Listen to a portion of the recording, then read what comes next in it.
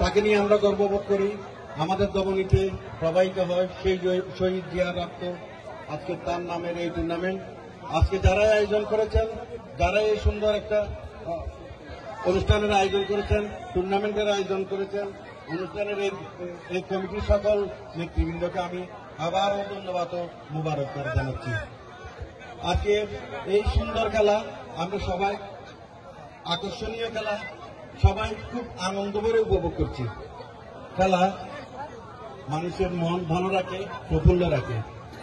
প্রিয় ছাত্র ভাইরা এবং যুব ভাইয়েরা, লেখাপড়ার পাশাপাশি খেলাও একটা অংশ, কারণ এই খেলার মাধ্যমে এই যুব সমাজ, ছাত্র সমাজ বিভিন্ন অপকর্ম এবং মাদক সন্ত্রাস থেকে নিজেদেরকে দূরে রাখতে পারে।